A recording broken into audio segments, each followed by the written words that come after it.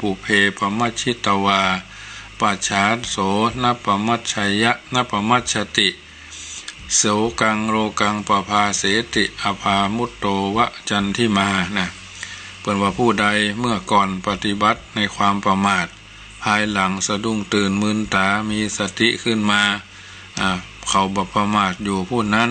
อย่างโลกนี้คือสว่างเหมือนพระจันทร์เมื่อวันขึ้น15 ค่ำตะคืนเนี่ยพระจันทร์พ้นจากเมฆหมอกฟ้าแล้วประการทั้งปวงแถมอย่างหนึ่งพระองค์คุริมานซึ่งเคยเป็นขุนโบนนามกระเดืองปรารภชีวิตของตนแต่หนหลังได้เปล่งวาจาอุทานมีเนื้อหาตามพระบาลีที่กล่าวเอาไว้ว่าพระองค์คุริมานนั่นท่านเป็นบุตรของปุโรหิตเจ้าเมืองสาวัตถีมีชื่อว่าอหิงสกะแปลว่าผู้บำเพ็ญเบียนไผบิดาหรือพ่อได้ส่งปันไปศึกษาวิชาการที่เมืองตกศิลาแต่เพราะท่านมีหน้าตาดีเรียนเก่งจึงเป็นที่ริษยาอาฆาตของเหล่าศิษย์ร่วมสำนักแม้อาจารย์ละก็ระแวงท่านจะเป็นจู้กับภรรยาของตนจึงหาทางยืมมือคนอื่นไปกำจัดท่านเสียเองโดยออกอุบายคือท่านไปฆ่าคนอื่นคือคบปันคนแล้วจักสอนเคล็ดลับจักสอนเคล็ดลับเคล็ดวิชาสุดยอด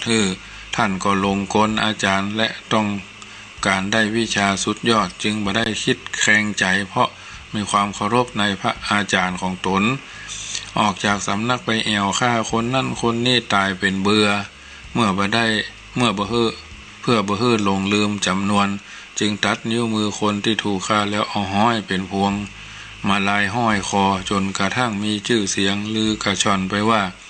เป็นองคุลิมานโจรคือโจรที่มีพวงมาลัยห้อยนิ้วมือห้อยคอโจรที่มีพวงมาลัยนิ้วมือห้อยคอต่อมาพระเจ้าประเสนทิโกศลทรงยกย่องกองทัพทรงยกกองทัพออกไปเพื่อจะไปปราบแม่ของท่านทราบเรื่องจึงรีบไปล่วงหน้าเพื่อจะไปขวางบ่ได้ฆ่าลูกของตนคือท่านหนีพุทธองค์ทรงทราบด้วยญาณวิถีว่าถ้าบัดเสด็จไปโปรดแล้วท่านจะทำครุโทษมาตุฆาตฆ่าแม่มารดาทำเพื่อต้องตกมรณะเสียโอกาสบรรลุธรรมพุทธเจ้าจึงเสด็จไปโปรดจนกระทั่งท่านกลับใจยอมทิ้งดาบแล้วขอบวชในพุทธศาสนาหลังจากบวชแล้วท่านได้บำเพ็ญเพียรภาวนาจนได้บรรลุธรรมเป็นพระอรหันต์วันหนึ่งท่านดีเล่นเสวยวิมุตติสุขอยู่ในที่สงบสงัด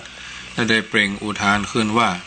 ผู้ใดเมื่อก่อนประมาทแล้วภายหลังเขาบ่ประมาทอยู่ผู้นั้นย่อมยังโลกนี้คือสว่างเหมือนดวงจันทร์ที่พ้นจากเมฆหมอกแล้วฉะนั้นผู้ใดทำบาปกรรมไว้แล้วแต่ปิดกั้นเสียซึ่ง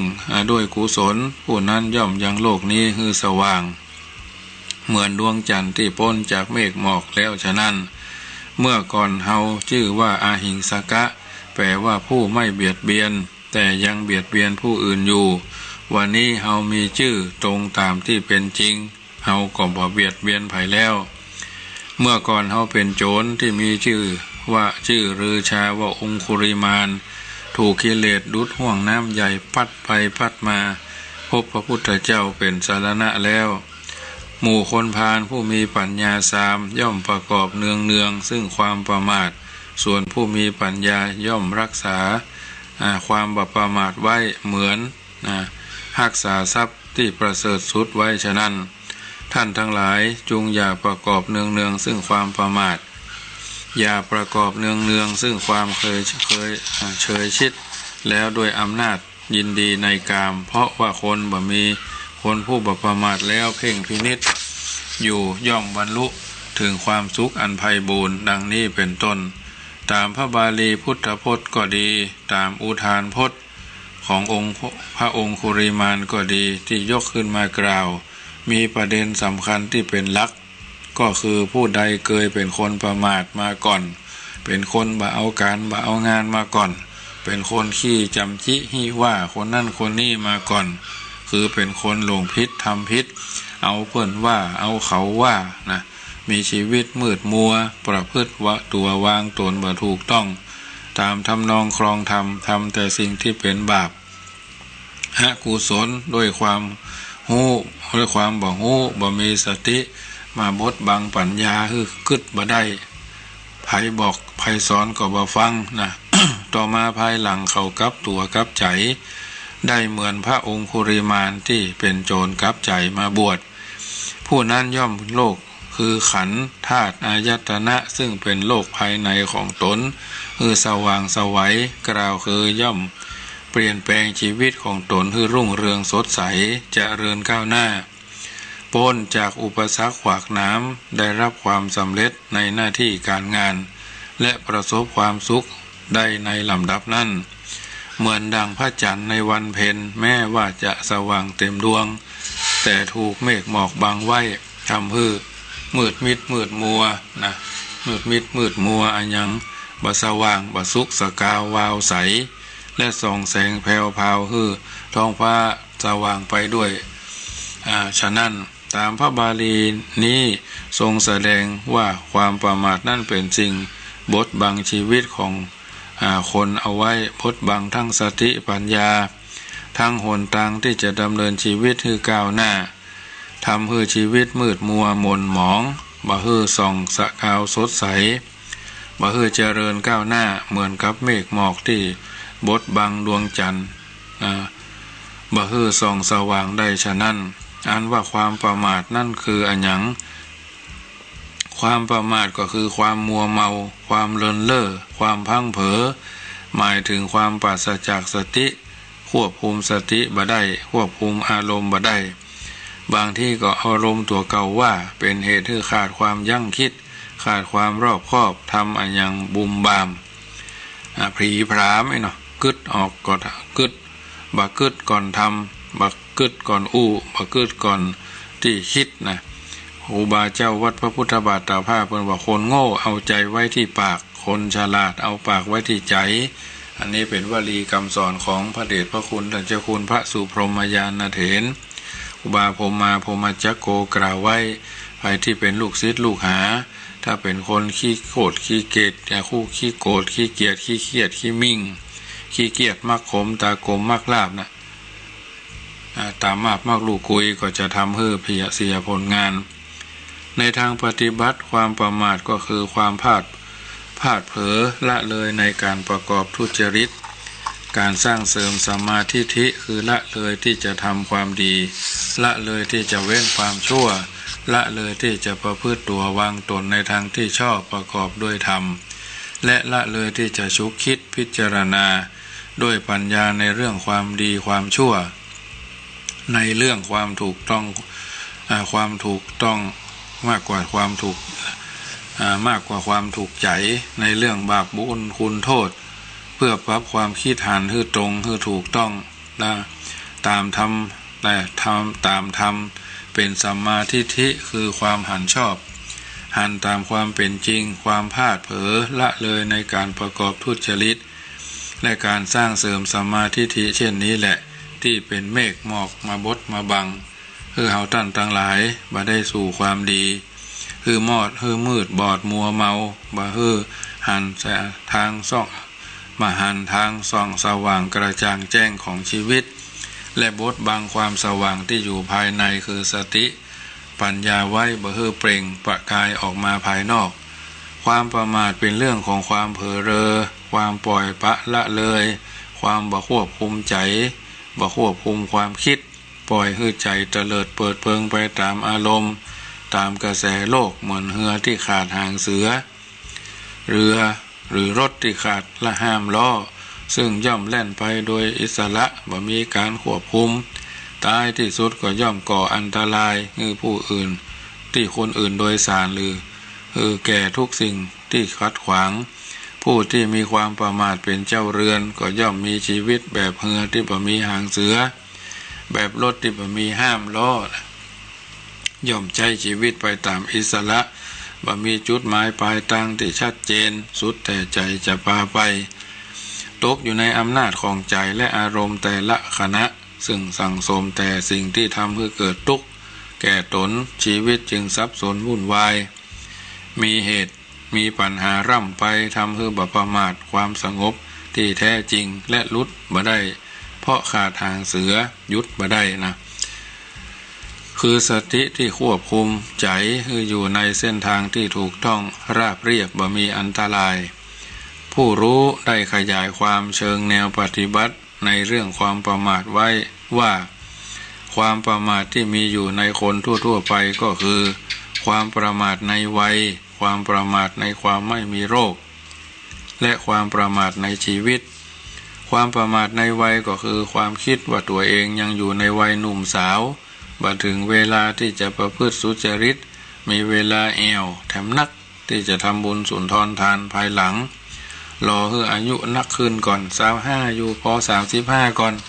35แล้วก็พอ45ก่อนไปเรื่อยๆนะความประมาทในความบ่มีโรคก็คือความคิดว่าตัวเองมีกำลังแข็งแรงนะยังมีโรคภัยไข้เจ็บอย่างเตื้อสบายมากดีดพึ่นเตะปิ๊บได้เป็นร้อยลักษณะจะเป็นเวลาประกอบอาชีพเพื่อทั้งตัวยังมีเวลาจะทำบุญ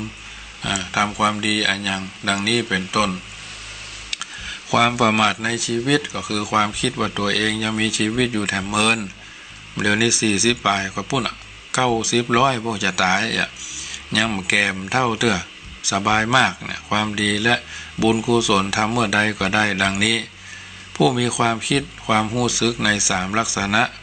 ที่จะตั้งอยู่ในความประมาททั้งสิ้นเมื่อกึดเมื่อรู้สึกอยู่เช่นนี้ก็ย่อมละเลยมันสนใจมันใส่ใจเรื่องบาปบุญคุณโทษนะมันสนใจใส่ใจเรื่องสุจริตเรื่องกุศลกรรมจะสนใจใส่แต่การแสวงหาสิ่งต่างๆมาปรนเปรอบำรุงบำเรอร่างกายจิตใจให้เป็นสุขสนุกสนานเท่าอันนะแต่แม้จะหาความสุขให้ร่างกายจิตใจเท่าใดก็บ่ทำให้ร่างกายและจิตใจอิ่มได้เพราะพอไม่เป็นอิ่มไม่เป็นนะยังว่าทะเลยังทำให้น้ำเต็มได้เหวยังถมให้เต็มได้นะแต่ร่างกายและจิตใจนั้นพร่องอยู่เสมอไม่อาจจะถมให้เต็มด้วยวัสดุอุปกรณ์ของที่ทุ่มถมปนเปื้อเข้าไปแม้จะเป็นจะหันอยู่อย่างเนี้ยผู้ตั้งอยู่ในความประมาทก็ยังบ่พอบ่หันยังบ่มีสติชุกคิดได้เพราะอันอย่างหรือเพราะมีเมฆหรือหมอกความประมาทมาบดมาบังบังใจไว้อันนั่นเองสิ่งที่จะเป็นสิ่งที่จะมีพลังปัดปาเอาเมฆหรือหมอกคือความประมาทออกไปจากจิตใจได้ก็คือสติมาปัญญาเกิดสติเตลิดเกิดปัญหานะอันว่าสติคือความระลึกได้ความนึกได้ความชุกคิดนะจิตใต้สำนึกนั่นแหละก็คือมีสติญาติโยมความระลึกได้ความนึกได้ความฉุกคิดกล่าวคือหยุดก่อนที่จะทำก่อนที่จะที่จะทำอย่างลงไปทุกครั้งยับยั้งชั่งใจสักครู่ก่อนแล้วค่อยจะทำค่อยจะพูดการที่ใจหยุดได้แม้ชั่วขณะหนึ่งนั้นมีประโยชน์มหาศาลเพราะทำให้เวลาฉุกคิดทำให้พินิจพิจารณาตันหรือทำให้ยับยั้งชั่งใจได้เพราะระลึกนึกได้ว่าสิ่งที่จะทำหรือคำที่จะพูดนั้นไม่เหมาะไม่ควรนะมีอันตรายมีโทษตัวมาหรือทำให้เกิดความเสียหายแก่คนอื่นผู้อื่นอย่างนั้นอย่างนี้นะหรือหาเรื่องที่จะทำเป็นเรื่องที่บดีมีโทษและกรรมที่นั้นเป็นกรรมที่ดีมีประโยชน์เมื่อมีสติชุกคิดใหม่แถมทีก็จะทำให้เกิดความมั่นใจจะทำจะเป็นเหตุให้ทำให้ผิดพลาดเสียหายสติเปรียบเหมือนลมบนซึ่งมีพลังแรงนะอย่าเอาขึ้นเครื่องบินไปหั่นไปนี่นะลมทางบนแหงนะเต้าอันชั่วโมงเต้าอี้ชั่วโมงกัปตันหรือคนขับเครื่องบินเพิ่นถึงบอกเราลมบนหวยตะอันตะอี้นะกล่าวคือลมบนนั่นย่อมสามารถปัดปาเอาเมฆเอาหมอกที่พดที่บังจันเพนอยู่คือพ้นไปทำคือจันเพน สว่างสวัยไปทั่วท้องณภาได้ฉันใดสติก็ฉันนั้นเป็นคุณธรรมที่มีพลังสามารถปัดปาเอาความประมาทที่มีอยู่ในชีวิตคือคนได้พ้นไปทำให้ชีวิตคนผู้นั้นสว่างสวัยทำให้ผู้นั้นพบทางสว่าง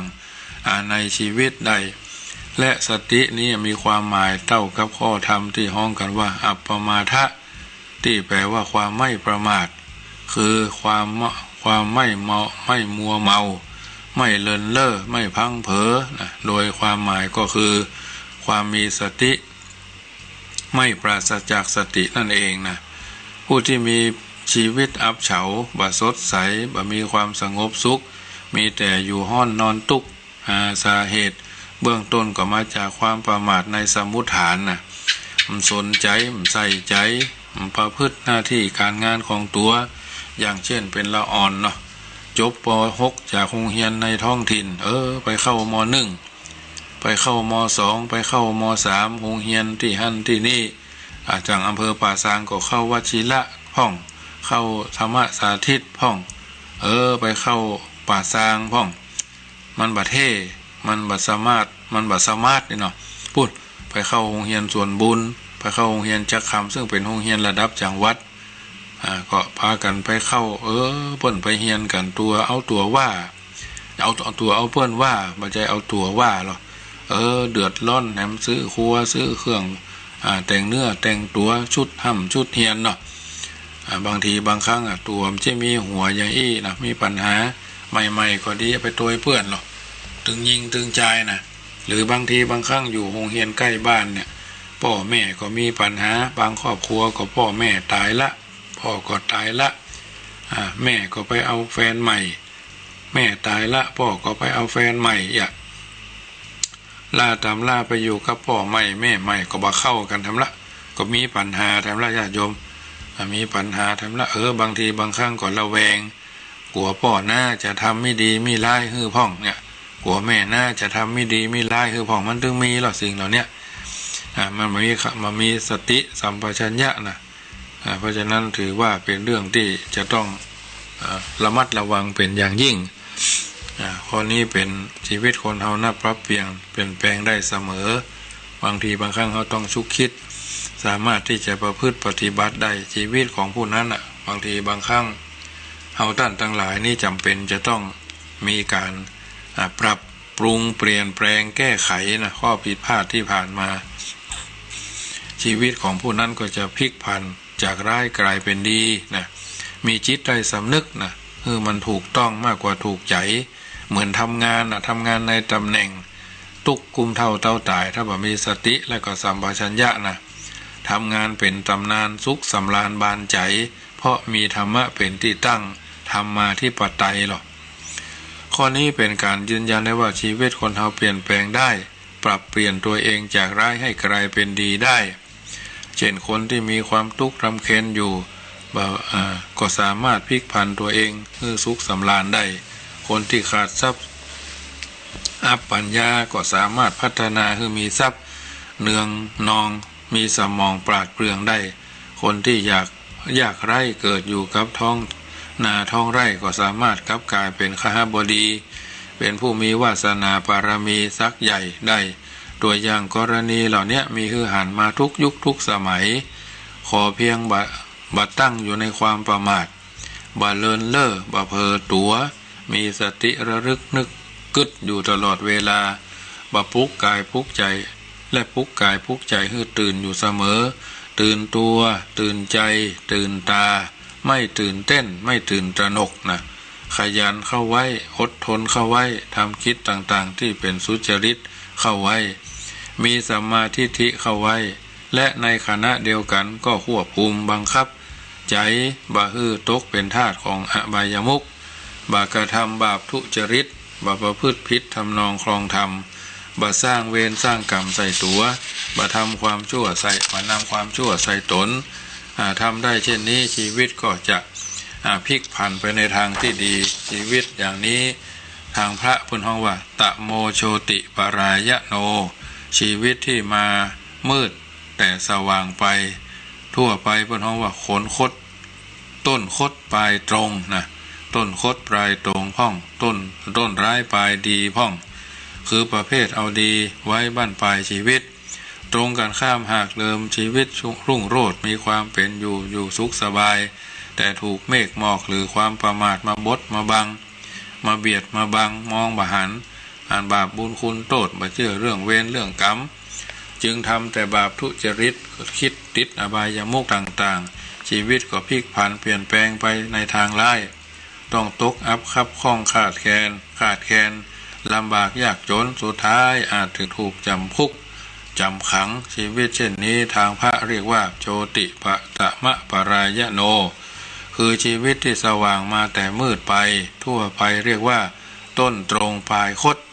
คือประเภทที่ดีไม่ตลอดความประมาททำให้ชีวิตคนเรากลับกลายจากชั่วเป็นดีก็ได้จากดีเป็นชั่วก็ได้ฉะนั้นผู้หวังความสุขความสว่างแก่ชีวิตของตนทราบผลแห่งความประมาทว่าเป็นเมฆเป็นหมอกมาบดมาเบียดมาบังชีวิตให้มืดมนตกอับทำให้ชีวิตอาภัพขับข้องปัสว่างปลอดโปร่งดังที่แล้วพึงใจสติเป็นลมแรงพัดคือความประมาทหมดสิ้นไปจากชีวิตเพิ่มพูนสติความไม่ประมาทที่ยิ่งขึ้นไปจนถึงสามารถบรรลุธรรมชั้นสูงได้เหมือนอย่างพระองคุลิมานผู้มีชีวิตพกผ่านเหนือความคาดคิดขอเพียงมีความมุ่งมั่นตั้งสติฮึกึดดีกึดได้กึดฮึทำจริงจังตั้งใจแน่วแน่ที่จะแก้ไขตัวเองลืมอดีตที่ผ่านมาทิ้งปล่อยให้มันเสียไปหมดไปเหียเหมือนกับการลอยกระทงที่นิยมว่าลอยหรือว่าลอยบาปลอยเคราะห์ไปตามกระแสน้ำแล้วเริ่มต้นชีวิตใหม่ด้วยความไม่ประมาทบ่พลาดพลั้งทำตัวใจสติพินิจพิจารณาทำคำทำตามที่ไว้ให้รอบคอบประกอบแต่สิ่งที่เป็นสุจริตเป็นธรรมก็ย่อมจะทำให้ชีวิตรุ่งเรืองรุ่งโรจน์สดใสเหมือนคนทั่วไปอย่างเช่นดวงจันทร์วันเพ็ญที่พ้นจากเมฆหมอกด้วยประการะทั้งปวงอันนี้ญาติโยมสาธุชนท่านผู้ฟังทั้งหลายรายการเสียงธรรมรับอรุณภาคเจ้าอัตมภาพพระมหาประสิทธมาภินันโทวัดจังกำตำบลมะกอกอำเภอป่าซางจังหวัดลำพูนอธิบายน้ำธรรมคำสอนคือญาติโยมได้ยินได้ฟังตั้งสถานีวิทยุเพื่อการศึกษาพระพุทธศาสนาและวัฒนธรรม FM ความถี่ 104.50 วัดฝายหินตำบลสุเทพอำเภอเมืองจังหวัดเชียงใหม่ทุกเจ้าของวันจันทร์ 5 ถึง 6 โมงเป็นรายการที่ได้รับเมตตาจากท่านพระครูสมุวิสุวัตวรกิโจทุกเจ้าวันจันทร์เมื่อแรงก็เช่นเดียวกันทุ่ม20ถึง2 ทุ่มคืนเดียวกันนี่104เมื่อแรงนี่ก็มี 104.50 ละปูนชุมชนสัมพันธ์ 87.75 ดีเจสัมพันธ์อันนี้ 6:05 ถึง 6:55 คืน104นี่ทุ่ม20ถึง2 ทุ่มโดยประมาณอันนี้เป็นรายการที่ญาติโยมสาธุชนสามารถติดตามตัวฟังได้เพื่อเป็นการให้อาหารใจกับทุกคนหลายคนหลายท่านติดตามฟังอยู่เป็นประจำเพื่อเอาเป็นสาระบ่ต้องไปติดตรงนั้นตรงนี้นะบ่ต้องไปติดสีติดกลิ่นติดรสรูปเสียงโผฏฐัพพะธรรมารมณ์เป็นเรื่องที่มันบัจีรังยั่งยืนนะนับถือพระพุทธอย่าไปสะดุดทองคำนับถือพระธรรมอย่าไปถูกใบลานนับถือพระสงฆ์อย่าไปหลงลูกชาวบ้านถือเอาวิธีแนวทางชีวิตอย่างพระพุทธเจ้านะถ้าเฮาติดเพิ่นนะโปรดท่อพระเจ้าองค์ใหญ่ท่อบ้านท่อเมืองเฮาจะเอามาแขวนคอก็บ่ได้จะไปกรอบแขนคอก็บ่ได้เฮาเอาพุทธเจ้าเพิ่นสอนว่าใดละชั่วทำดีทำใจใสๆเราทำได้ไหมล่ะเนี่ยละชั่วได้ก่อชั่วด้วยกายเฮาบ่ไปตีฟันบันแตงไผก็ละได้แล้วเฮาบ่นินทาว่าให้บ่มีบ่แปะแปลงใส่บ่ใหญ่บ่ปะแปลงเอาบ่เล่าหน้าจาควันสุมาเด้อผัวบ่เล่าเมียบ่เล่าผัวพ่อแม่บ่เล่าลูกเบาลูกสาวบ่เล่าลูกเขยลูกไปลูกเบาลูกเขยลูกไปก็บ่เล่าผัวพ่อผัวแม่ผัวพ่อเมียแม่เมียลูกศิษย์บ่เล่าขวัญครูบาอาจารย์ก็นินทาลูกศิษย์เจ้าอาวาสบ่เล่าขวัญลูกวัดก็บ่เล่าขวัญตู้หลวงป ประชาชนในหมู่บ้านบัดเล่าควันผู้ใหญ่บ้านผู้ใหญ่บ้านก็บัดเล่าควันประชาชนพ่อหลวงตั้งหลายบัดเล่าควันท่านกำนันก็เล่าควันผู้ใหญ่บ้านมันก็อยู่ด้วยกันได้นายกรัฐมนตรีบัดเล่าควันรัฐมนตรีต่างๆกระทรวงทบวงกรมก็บัดเล่าควันนายกรัฐมนตรีเช่นเดียวกันสิ่งต่างๆเหล่านี้ปรับได้ปรุงได้จูนได้นะครั้งที่1เตือนไว้ครั้งที่1เตือนก็เป็นปัญญาครั้งที่2เตือนก็เป็นมหาปัญญาครั้งที่3บ่ต้องเตือนบ่ต้องกล่าวตัวภัยตัวมันตั้งไปมาอยู่สุขสบายเนี่ยเฮาก็ปล่อยได้ญาติโยมเพราะว่านับ1ถึง100มันก็นักลงไปนับ1ถึง10ก็ซ้ำนักลงไปนับ1ถึง3ก็พอละ1 2 3อย่าบ่มแล้วเพิ่นยิงปืนนักวิ่งเนาะนักกีฬาทุกแขนงก็เช่นเดียวกัน1ครั้งก็เตือนเนาะครั้งที่2บอกครั้งที่3โอ้มเป็นเรื่องละซ้ายก็ได้ขวายก็ได้มันเชื้อไม่ทิ้งแถวนะเพิ่นฮ้องว่าพักแค่พักปังมันบ่ขึ้นซั้งเชื้อบ่ขึ้นซั้งเชื้อบ่ทิ้งแถวสันดานเดิมมันเป็นอย่างคือมันก็เป็นอย่างอันนี้เฉพาะบุคคลนะญาติโยมอันนี้เป็นน้ำธรรมคำสอนที่ธรรมาภาพตั้งใจค่อนใกล้เอามาอู้ให้ญาติโยมสาธุชนได้ฟังเมตตาขอบพระคุณในท่านพระครูสามุวิสุวัฒน์ที่ได้กดไลค์กดแชร์เข้ามาฟังขึ้นในปรริญญาเอกวัดราชแม่มาลีกัลยาโยมทัศนีนะอันนี้ก็ฟังอยู่ได้ไปร่วมงานธรรมสังเวชมารดาเนอะอันนี้ก็ขออนุโมทนาถามข่าวธรรมสารสุขที่เพิ่นอยู่เนาะโยมแม่รัตดาชัยมงคลไผ่เย้าเนาะอันนี้ก็ขออนุโมทนาเนอะแล้วก็หลายคนที่ฟังขึ้นตั้ง104มีโอกาสก็โทรเข้ามาเช็คสัญญาณได้เนอะ5นาทีสุดท้ายเนาะเดี๋ยวนี้ตี5:47ก็เดี๋ยวฟัง91ในที่วัน98สันกำแพง101.25แม่โจ้เรดิโอแล้วก็วัดพุทธธรรมหนองกายอันนี้เป็นเวลา 6:00 นถึง 7:00 นทุกเจ้านะมีทุกเจ้าเลยในวันจันทร์ถึงวันศุกร์นะคืน91ในที่วัน98สันกำแพง101.25อันแม่โจ้เรดิโอแล้วก็วิทยุของพุทธธรรมวัดหนองกายนะอันนี้ญาติโยมสาธุชนลองเช็คสัญญาเข้ามาได้เนอะที่0861875325 0861875325เนี่ยญาติโยมฟังขึ้น104ก็ดีเนาะลองเช็คสัญญาณเข้ามาได้1เสียง1ศรัทธาก็จะได้เป็นกำลังใจแก่พระเจ้าพระสงฆ์ที่จัดรายการเพื่อเอาน้ำทำคำสอนมาอู้มาจาให้ญาติโยมได้ฟังเหลือเวลาสุดท้ายก่อนนำรายการจากท่านไปก็จะได้ประชาสัมพันธ์อนุโมทนาครับญาติโยมตัวเนอเจริญพรปิดวิทยุให้เนอฟังอยู่เนอท่านพระครูอันอยู่ที่ไหนแม่อยู่อันสารปีเสถานดีๆเนี่ยค่ะเจ้าอันครูบาเก้ายอดเนาะเจ้าฟังชัดเจนอยู่สบายใจมาเจ้าฟังท่านพระครูเข้าใจดีเนอเข้าใจดีท่านใช้สถานเป็นดีเนอท่านพระครูก็กำลังใจดูเนอเจริญปอนโอ้วันนี้เป็นพระครูเหรอกำเนาะโมทนาเจ้า4092เนาะใช้สถานครูบาวัดชัยสถานเนาะอันนี้ญาติโยมโทรเข้ามาเนอะ0861875325สายที่1ชัยสถานเจดีย์9ยอดโมทนาแม่ครูเหรียญทองฟังอยู่นะเจ้าวันนี้สีจะเป็นวัดจ้ะชัดเจนดีเจ้าอันชัดเจนดีเนาะเข้าใจดีเนาะเข้าใจดีเจ้าปล่อยหลวงหมดแล้วก่ะแต่ว่าอันนี้เจ้าอันส่งน้ำพระธาตุที่วัดเจ้าเรียบร้อยไปแล้วเนาะเรียบร้อยไปแล้วเจ้าโมทนาบุญแมลงพระกันใหม่เจ้าเจริญพรแม่ครูเหรียญทองสายที่2เนาะโทรเข้ามาเนอะเป็นกำลังใจวันละสาย2สาย3สาย7สาย10สายก็ว่ากันไปแล้วแต่โอกาสหรือแม้เวลาจบรายการไปแล้วโทรบัดตันก็โทรศัพท์หาได้